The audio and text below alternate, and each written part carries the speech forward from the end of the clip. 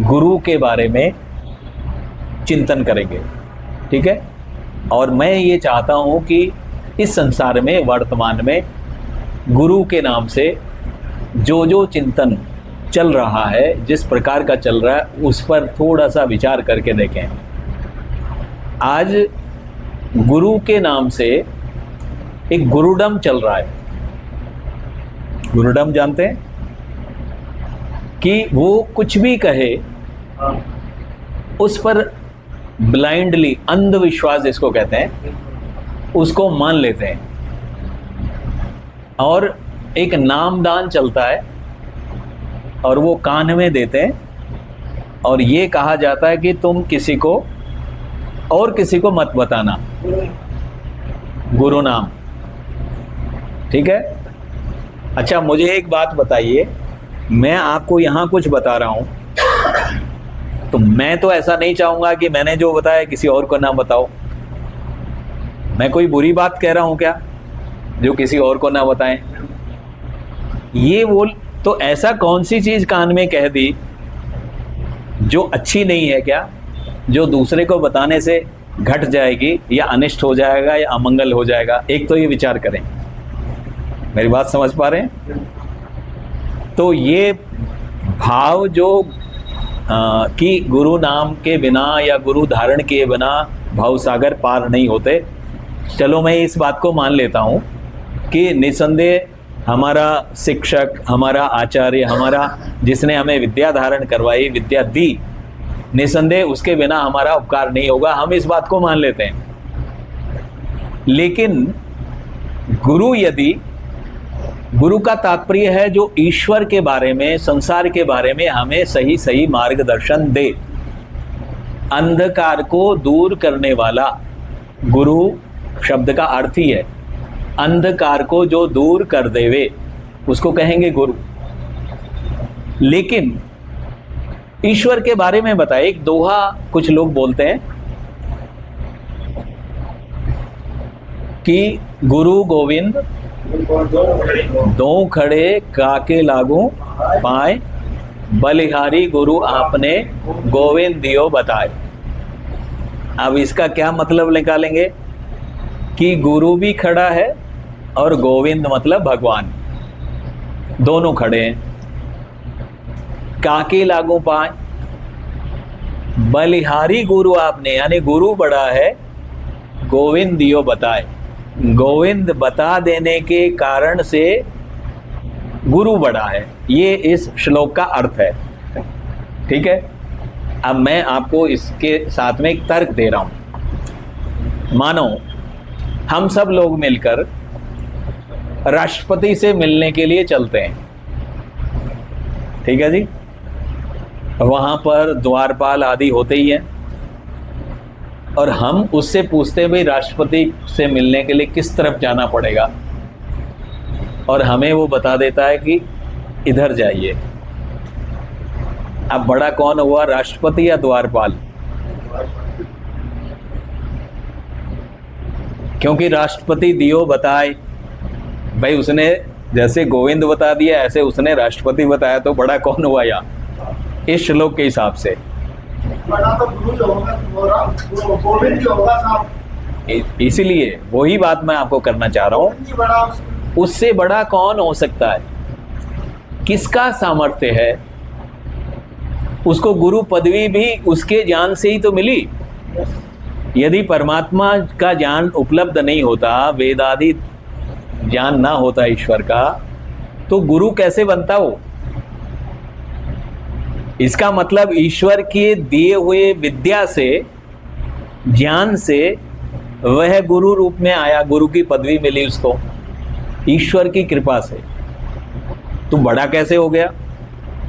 यदि आपने मार्ग बताया, रास्ता बताया है, तो किसी बड़े का रास्ता बताया है, तो ईश्वर के बराबरी गुरु की आप कर रहे हैं, ये तो समुचित नहीं, उचित नहीं। मैं इससे बड़ी एक और चिंतन की बात कर रहा हूं। गुरुओं का गुरु भी कौन है? परमात्मा। स पूर्वेशामपि गुरु कालेनान अवच्छेदात्। हमारे यहाँ सूत्र आता है एक दर्शन का, स पूर्वेशाम अपि। जैसे आपका कोई गुरु है, फिर उसका कोई गुरु है, पीछे जाएं, फिर उसका कोई गुरु है, फिर उसका कोई गुरु है, ऐसे करते करते सृष्टि के प्रारंभ में पहुंच गए। तो सृष्टि के प्रारंभ में जो व्यक्ति था उसका पहला गुरु कौन था? सपूर्वेशाम अपि गुरु, वह परमात्मा गुरुओं का भी तो आदि गुरु है वो। यानी ईश्वर से बड़ा तो कोई गुरु ही नहीं है। इसलिए ध्यान रहे कि ईश्वर हमारा सबका गुरु, वह परमात्मा गुरु, आचार्य, राजा और न्यायाधीश है। परमात्मा से बढ़कर कोई गुरु नहीं। लेकिन वेद विद्या के बारे में, परमात्मा के बारे में, सृष्टि की प्रकृति के बारे में जिस विद्वान ने, जिस आचार्य ने, जिस शिक्षक ने मुझे बोध कराया, वह सांसारिक रूप से मेरा गुरु है और उसका मुझे मान और सम्मान करना चाहिए। हमारे यहाँ 3 ऋण होते हैं, मातृ ऋण, पितृ ऋण और गुरु ऋण। क्योंकि गुरु ने संसार दिखाया, संसार में जो अज्ञान था, सही क्या है, गलत क्या है, सत्य क्या है, असत्य क्या है, मृत क्या है, अमृत क्या है, विद्या क्या है, अविद्या क्या है, इसका बोध हमें किससे मिला? सांसारिक गुरु से। अक्षर ज्ञान से लेकर और तत्व ज्ञान तक जो विवेचन है वो हमें सांसारिक देहधारी गुरु से हमें प्राप्त हुआ। निसंदेह मेरे लिए वो पूजनीय होना चाहिए, मेरे लिए वो बड़ा होना चाहिए, लेकिन ईश्वर से बड़ा नहीं। और वह गुरु गुरु ही नहीं है जो अपने आप को ईश्वर से बड़ा बनाए। और कथन ये हो जाता है, जब आपने नाम धारण कर लिया तो एक बात कही जाती है कि अब आपको चिंता करने की कोई ज़रूरत नहीं, अब आप कुछ भी करें वो सब गुरु जी उठा लेगा। अब आप पाप करें, चोरी करें, कुछ भी करें, अब वो गुरु के ऊपर जाएगा। तो आदमी बड़ा खुश होकर गुरु धारण कर लेता है, ये तो बढ़िया सौदा है, मैं कुछ भी करूं और मुझे इससे कोई भी हानि होने वाली नहीं, फल गुरुजी उठा लेंगे सारा, गुरुजी सारा जिम्मेदारी ले रहे हैं, ठेका ले रहे हैं, आप कुछ भी करें। ऐसा हो सकता है? आपके किए हुए कर्मों का फल सृष्टि में देखते हैं। आपने कितने भी गुरु धारण कर लिए, आपने कत्ल कर दिया तो सजा किसको मिलेगी? आपको ही मिलेगी। आपके किए हुए कर्मों का फल किसी और को कैसे? आपको ही मिलना है। तो ये भ्रांति निकाल दें। गुरु किसको बनाएं और कैसा हो गुरु, इसलिए मैं आपको निवेदन कर रहा हूं, गुरु में, शिक्षक में, अध्यापक में ये दिव्य गुण होने चाहिए। अगर ये गुण नहीं है तो गुरु बनने के लायक ही नहीं है। निसंदेह गुरु होना चाहिए।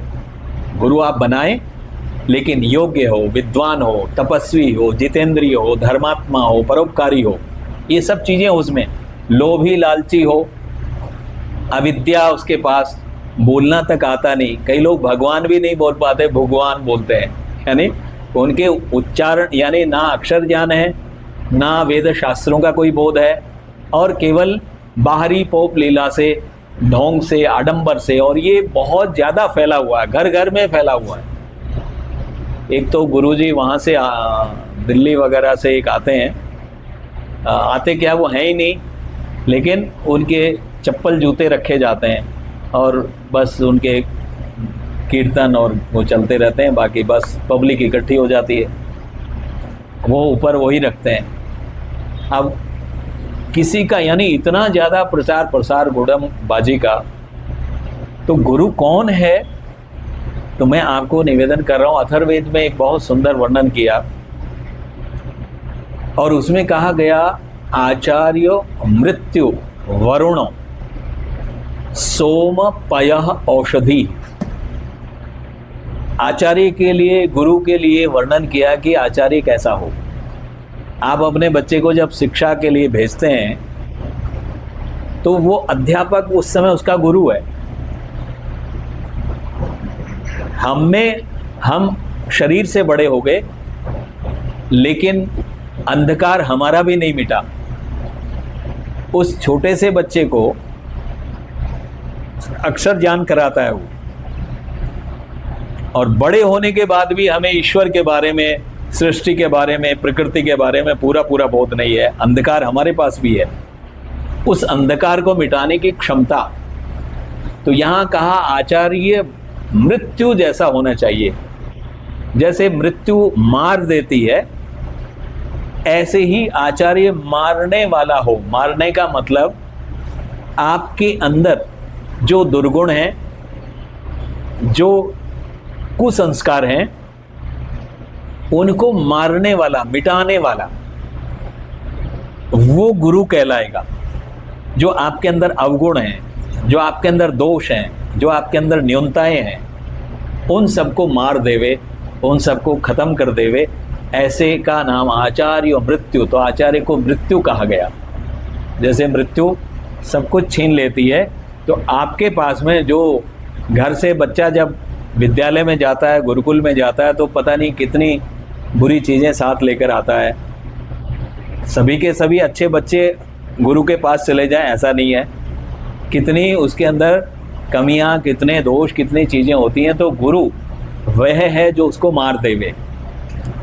वरुण, वरुण का मतलब होता है कि जो हजारों प्रकार के बंधन, पाश, व्रत उसमें आबद्ध कर दे कि नहीं इतनी देर तुझे बैठना ही पड़ेगा, तभी तो सीख पाता है वो।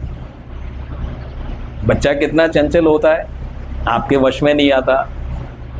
तो ऐसे ही बड़े होने के बाद हम बैठ तो जाएंगे, लेकिन मन हमारा चंचल होता है।